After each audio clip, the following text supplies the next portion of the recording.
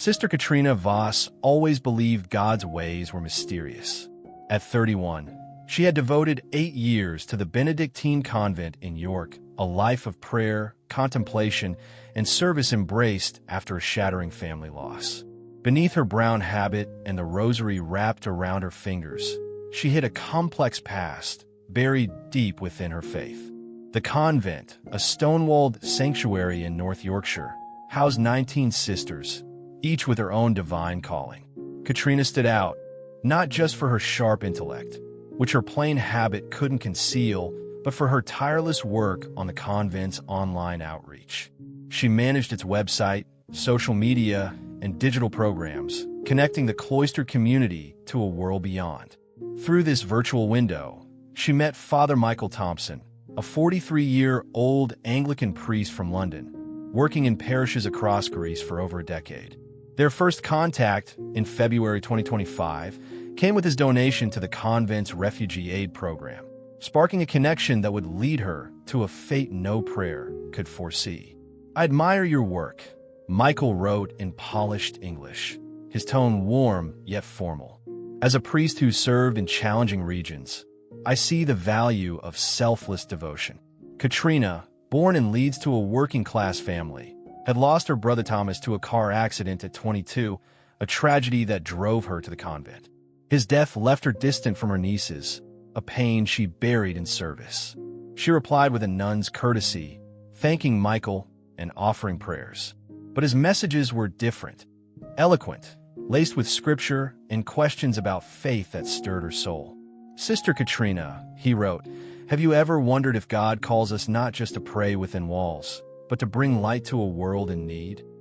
The words echoed her secret doubts, born after Thomas's death, when she questioned if her cloistered life was enough. Michael shared glimpses of his life. Raised in London's East End, he found God after a troubled youth, becoming a priest at 30. Now, based on Patmos, a Greek island steeped in Orthodox tradition, he served a small parish while planning a missionary project for refugees. His descriptions of Patmos, ancient monasteries, azure seas, devout villagers, painted vivid pictures in Katrina's mind. "I feel like a relic sometimes," he wrote. "The world grows secular, but these islands hold faith like a flame." His messages, often sent at dawn, arrived daily, blending theology with vulnerability. He spoke of loneliness, the struggle to inspire youth, the weight of church bureaucracy. Katrina, whose convent life was rigid, morning prayers, silent meals, vespers, found herself awaiting his words, each one a spark in her routine. She spent hours in the convent's computer room, her fingers lingering over replies. Michael sent photos, a cliffside chapel, a refugee child smiling, a Bible open to John's Revelation, written on Patmos. "You'd love it here," he wrote. "Your skills could transform lives." Katrina, whose intellect had once earned her a university scholarship she'd declined for the convent, felt a pull she hadn't known since her brother's death. Mother Benedicta Wells, the 64-year-old abbess with a gaze that missed nothing, noticed Katrina's distraction. During April's evening prayers, as Katrina's eyes drifted from her breviary, Benedicta called her aside. "Katrina, you seem changed," she said, her voice firm but kind. "Is something troubling your heart?" Katrina hesitated. How could she explain Michael's words, which touched a part of her she thought she'd surrendered? "It's the online mission, Mother," she said half-truthfully.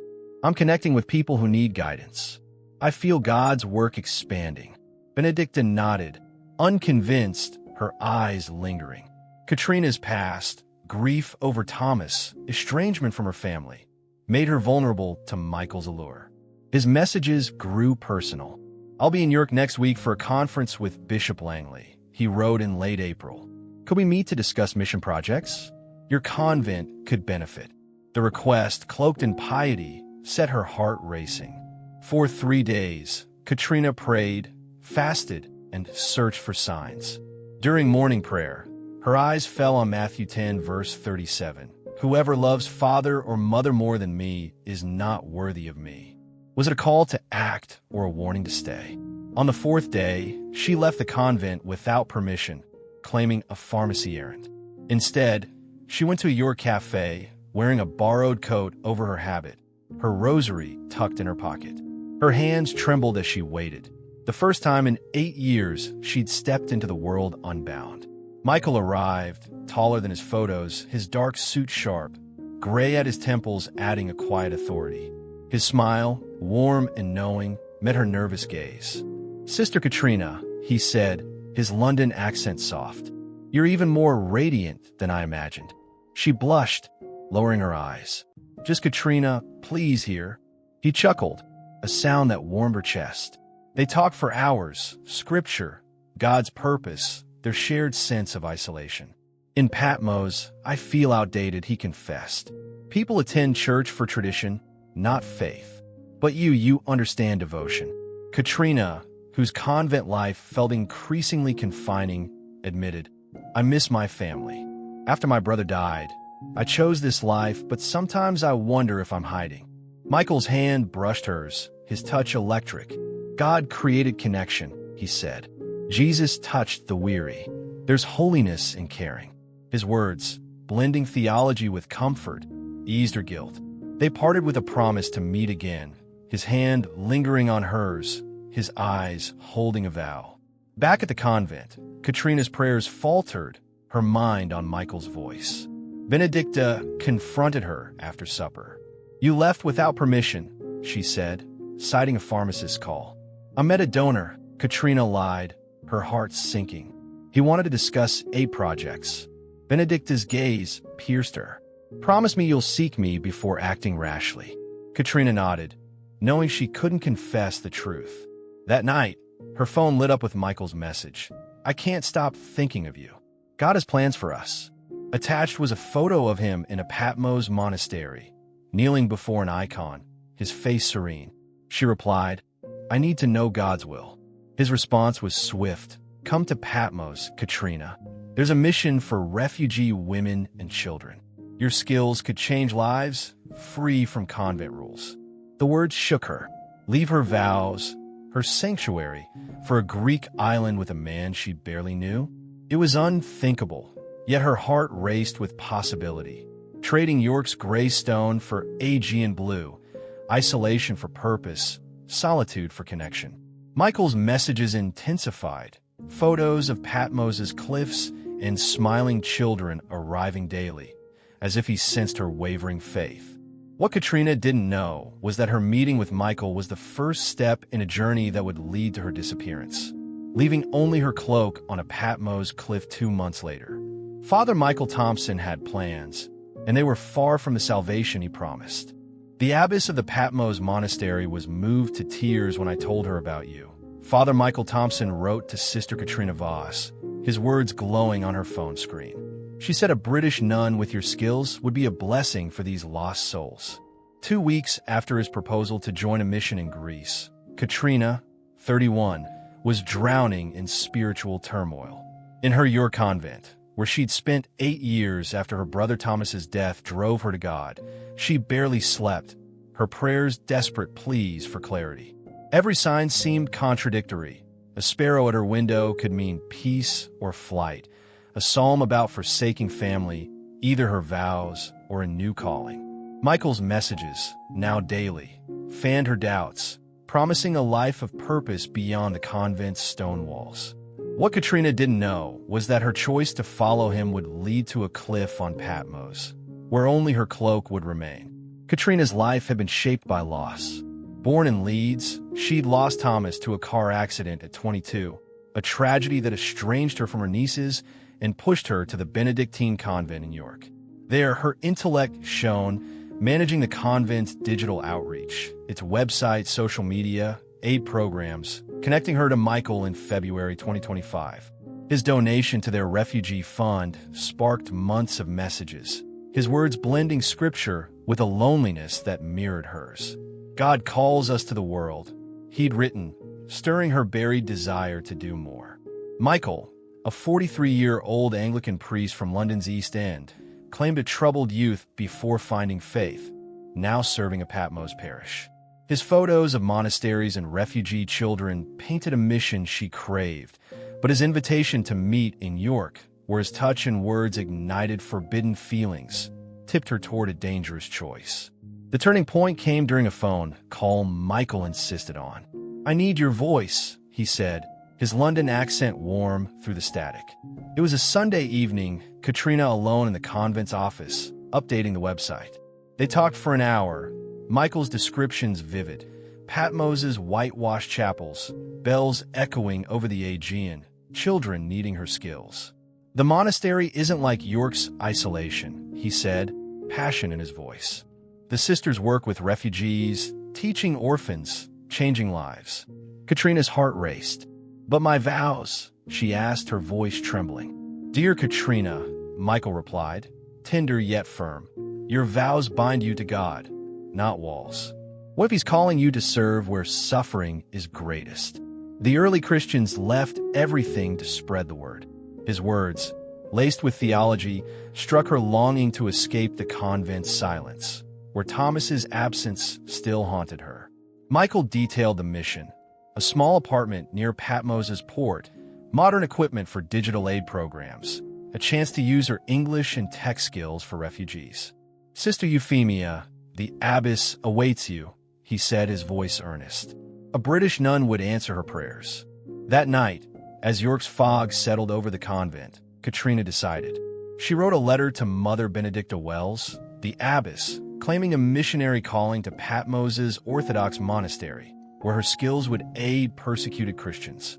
Quoting Paul's journeys and missionaries who braved the unknown, she justified her departure with scripture, knowing Benedicta's devotion would make refusal difficult. But she held the letter, planning her exit in secret. Using the convent's computer, Katrina researched Greek visas, flights, and currency, wary of Michael's offer to pay. A search for Michael Thompson, priest Patmos, yielded troubling results. A London vicar with the same name, older and unrelated, and a Greek article mentioning a Michael Thompson linked to visa issues, untranslated. When she asked, Michael laughed. "Katrina, the church moves priests between dioceses. It's common. Thompson's a typical British name." His explanation eased her, but a seed of doubt lingered. Sensing her hesitation, he offered another meeting. "I'll bring documents, passport, church papers, to prove I'm real," he wrote. They met at a quiet York pub, Michael arriving with a briefcase, a British passport, Greek visa, photos of his parish. "See, I'm an open book," he said, his hand grazing her cheek, his cologne sharp. Katrina, ashamed of her doubts, felt his touch linger, sinful yet alive, her first in 8 years. "When do we leave?" she asked, her voice bold. "Next week," Michael said, his smile bright but sharp. "Tickets are ready. Trust God's plan." Katrina bought civilian clothes, a modest dress, a coat, practicing in her cell's mirror, startled by her reflection. Younger, exposed, yet vibrant. Michael's messages poured in. Photos of Patmos's cliffs, monasteries glowing against the sea, children waving. "3 days," he wrote. "Imagine waking to waves, helping those who need you, not praying in silence." The images fueled her resolve, drowning her guilt. The night before leaving, Benedicta called her after supper. "Katrina, you're distant," she said, her eyes searching. "Is something weighing on you?" Katrina faltered, unable to confess her love for a man met twice, her plan to abandon her vows. "Just spiritual struggles, Mother," she lied. "I wonder if I could do more for God's work." Benedicta sighed. "Pray before acting, child. Listen to the Spirit, not the world." Katrina nodded, her promise hollow. On a misty September morning, Katrina left the convent, her suitcase holding her Bible, a gift from her first communion, and her new clothes. Her letter, folded beside her habit and rosary, lay on her bed. Michael met her at Leeds Bradford Airport, his smile warm, first-class tickets to Athens in hand. "My angel," he said, kissing her hand, "our mission begins." Katrina's stomach knotted, nerves she attributed to the journey. On the flight, Michael was attentive, showing photos of their Patmos apartment, the monastery, smiling children. Sister Euphemia can't wait, he said. Your skills will transform lives. Katrina imagined teaching again, a joy from her novice days, her doubts fading in his certainty. But at Athens International Airport, Michael's facade cracked. He grew tense at customs, sweating as an official scrutinized his passport, speaking rapidly in Greek. Katrina, not understanding, noticed the official suspicion. Bureaucracy, Michael muttered, glancing back as they left. Greece can be tough for foreigners. The taxi ride revealed a different Athens from his photos. Grimy streets, honking traffic, beggars at corners, the air thick with exhaust and souvlaki. At their destination, a rundown building in a poor neighborhood replaced the modern apartment he'd promised. A temporary flat, he explained. The monastery's place had a leak. Inside, the three-room apartment was shabby, with worn furniture and a view of a dingy courtyard, the September heat stifling without air conditioning. Katrina sat on a creaking bed, clutching her Bible, her dream of Patmos's whitewashed cliffs fading. Michael's smile, once divine, now felt like a mask, and the knot in her stomach grew, a warning she couldn't yet name. Nothing matched Father Michael Thompson's promises. The Patmos Monastery, the refugee mission, Sister Euphemia, all were absent in the grimy Athens apartment where Sister Katrina Voss now sat, her Bible clutched like a lifeline. "Where's the convent?" she asked, her voice steady despite the September heat choking the room. "When can I meet Sister Euphemia?" Michael hesitated, his charming smile faltering. "There's a complication," he said, his London accent clipped. "Euphemia's in Crete for a retreat. She'll be back Monday. Until then, we can get closer." He slid nearer on the creaking bed, his eyes glinting with a hunger that was anything but holy. Katrina recoiled. "Michael, no. This isn't right. We're mission partners." His laugh was sharp, not the warm sound from their York meeting. "Katrina, my dear, you know none anymore. You left that life. You're free now, with me, where no one judges." Her heart sank, the truth dawning. She was alone in Greece, trapped with a man whose promises were unraveling, leading to a fate that would leave only her cloak on a Patmos cliff. Katrina's journey to this nightmare began in York, where she'd fled to a Benedictine convent after her brother Thomas's death in a car accident 8 years earlier. At 31, her intellect shone through her brown habit, managing the convent's digital outreach. Michael's messages, starting with a donation in February 2025, stirred her longing for purpose beyond cloistered walls. His tales of Patmos, monasteries, refugees, a shared faith, drew her in, his touch in York igniting forbidden feelings. She'd left her vows for his promised mission, but the Athens reality, shabby flat, no convent, shattered her trust. Michael, raised in London's rough East End, had claimed a priestly calling after a troubled youth. His stories of serving Patmos's faithful masked a darker intent, now surfacing in his cold gaze. That night, as Michael slept in the main bedroom, Katrina lay awake, her doubts flooding in. Using the apartment's weak Wi-Fi, she searched for the Patmos Monastery. Nothing. No Sister Euphemia, no refugee program in any Orthodox directory. Worse, an email from Mother Benedicta Wells, the York abbess, waited in her inbox. "Katrina, we're worried. There's no record of the monastery you mentioned. Please tell us where you are." Her fingers hovered over a reply, but Michael's shadow loomed in the doorway.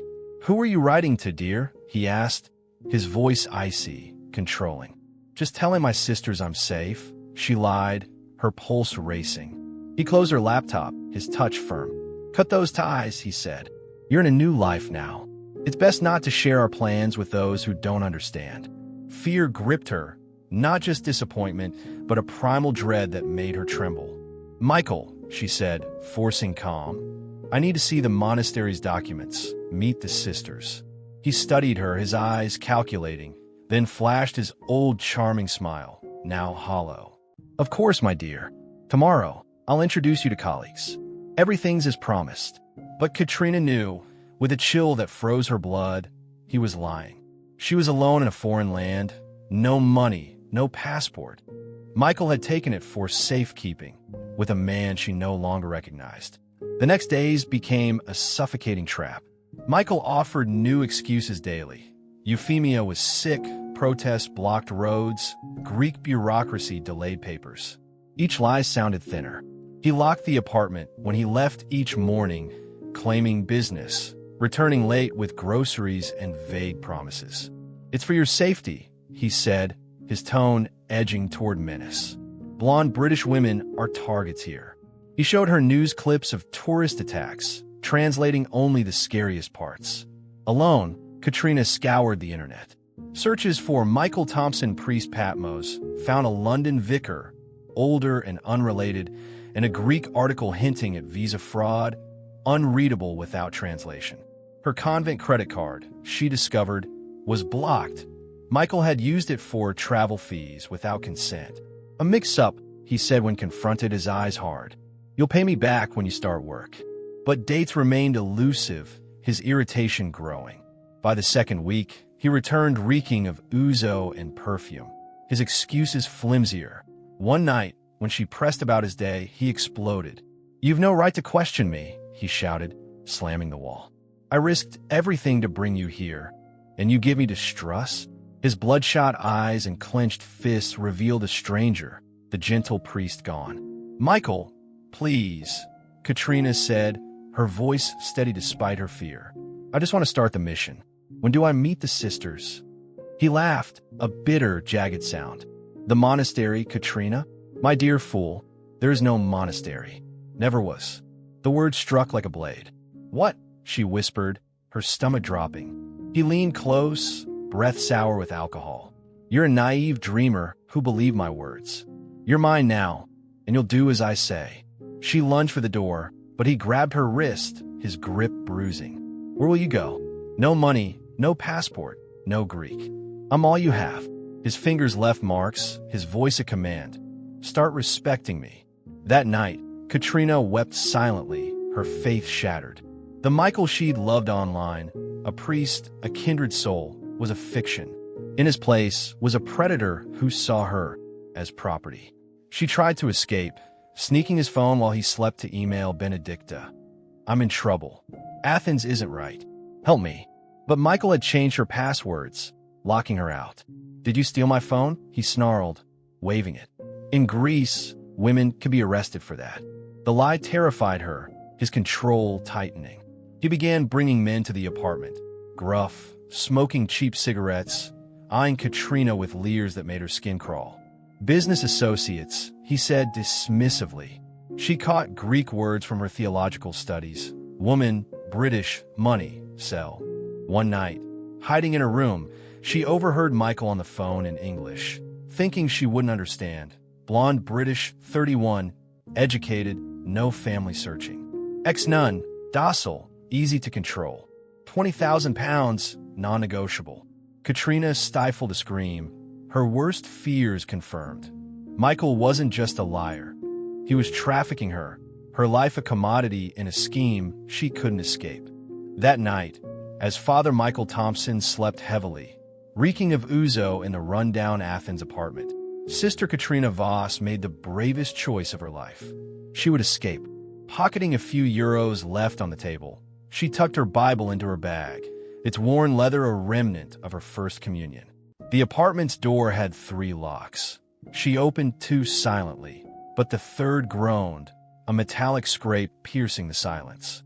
Katrina froze, her heart pounding, listening for Michael's stirring. Silence held. With trembling hands, she worked the lock free and slipped into the dim hallway. The stairwell, thick with the stench of refuse, led to freedom. Descending 5 flights, her footsteps soft, she reached the street, the warm September air of Athens hitting her like a wave. At 3 a.m., the city was a maze of shadows, but anywhere was better than the prison Michael had made. Her cloak, a borrowed convent garment, trailed behind her, a tether to the life she'd left. Katrina's journey began in York, where at 31, she'd sought refuge in a Benedictine convent after her brother Thomas's death 8 years earlier. Her intellect fueled the convent's digital outreach, connecting her to Michael, a 43-year-old priest claiming a Patmos mission. His messages, blending scripture and loneliness, drew her from cloistered safety to a supposed calling. But Athens revealed his lies. No monastery, no Sister Euphemia, only a trafficking scheme. Michael, raised in London's East End, had crafted a false priestly persona, preying on her faith. Part 3 exposed his plan to sell her, her escape attempts thwarted by his control. Now, fleeing into the night, Katrina faced a city she didn't know, her faith her only guide. The streets of Athens at 3 a.m. were a labyrinth of danger.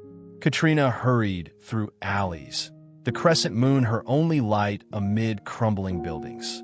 Every sound, stray cats, distant voices, a car's roar, made her jump. After an hour, she stumbled upon a small Orthodox church, its lights glowing. An elderly caretaker, sweeping the courtyard for dawn prayers, eyed her warily. "Please," Katrina said, mixing broken Greek and English, "phone police." She showed the bruises on her wrists, gesturing her plight. The man, hesitant, spoke rapidly in Greek to another worshiper. They dialed a phone, but tires screeched outside. Katrina recognized the rental car's engine. "He found me," she whispered, clutching the caretaker's arm. "Help me." Michael burst in with 2 men from his business meetings, their faces hard with rage. He spoke in Greek, his tone shifting from respectful to menacing, spinning a tale Katrina couldn't counter. She caught words, wife, unstable, and knew he painted her as a troubled runaway. "Help," she shouted in English. "He kidnapped me." But the churchgoers, confused, understood only Michael's story. He grabbed her arm, his grip bruising. "Come, Katrina," he said in English, his voice cold. "You're embarrassing these people." "Home," she resisted, but he hissed, "Keep fighting, and these men will pay for your defiance. Want their blood on your hands." Her faith recoiled at harming innocents. Defeated, she let him lead her to the car under the caretaker's uncertain gazes. The drive back was silent, Michael's calm masking fury, his men flanking Katrina in the back seat. Back at the apartment, he dismissed them with curt Greek. Alone, his face turned to ice. "You've disappointed me, Katrina," he said, circling her. "I thought you were smarter, more grateful." She bolted for the bathroom, but he caught her, his strength overwhelming. When she woke, ropes bound her in the small bedroom, tape over her mouth. Days blurred into captivity, Michael bringing water and bread, barely speaking. Men visited, their Greek negotiations growing urgent, words like woman and money chilling her. One morning, he entered, his face almost sorrowful. "Things have changed," he said, untying her legs. "My partners don't trust you after your stunt. We're taking a trip where you'll be valued." Katrina knew he meant her sale. "Please, Michael," she whispered, voice hoarse. "I won't run again. Don't give me to them." Tears fell, but he shook his head. "Too late. You chose this when you fled." That afternoon, he drove her through Greece's barren hills, roads winding past olive groves and ancient ruins. The sun set, bathing the landscape in crimson. They stopped in a desolate valley, no buildings in sight, only wind and dust. "This is where your journey ends," Michael said, his voice soft, eerie. He grabbed a shovel from the trunk. Katrina, hands bound, understood. No sale, only death. Tears gone, a calm settled. "May I pray?" she asked. He nodded. Clutching her Bible, she whispered the Lord's Prayer, her voice carried by the wind. Michael dug between olive trees, sweat staining his shirt. Katrina, on a rock, gazed at the stars, feeling only sadness for the lies that led here. "I loved you," she said, "the man I thought you were." He paused, shovel in hand. "That's your flaw," he replied, not looking up. "You love illusions." "I'm Michael Thompson, from London, not a priest. A hustler, failed marriages, debts. In Greece, British priests charm lonely women. You were my 5th, Katrina. The others were easier." The confession crushed her. For others, lost to his schemes. "Why the lies?" she asked. "Why not just the money?" He smirked. "Because faith makes you pliable. Religious women crave divine love. It's easier than force. Unseen, a shepherd, Nikos Stavros, 73, watched from a ridge, guiding goats. Familiar with Patmos's paths, he'd heard the car in this remote valley, rare after dusk.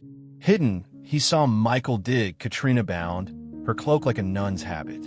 His wartime memories, violence, loss, urged action. He fumbled for his phone. As Michael finished, he approached Katrina. A brief struggle, a muffled cry, then silence.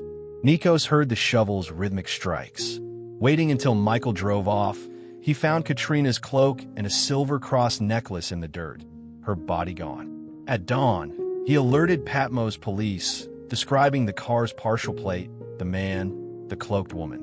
Greek authorities, skeptical of Nikos's tale, acted when they found the cloak and cross. Interpol linked the cross to Katrina Voss, missing from York.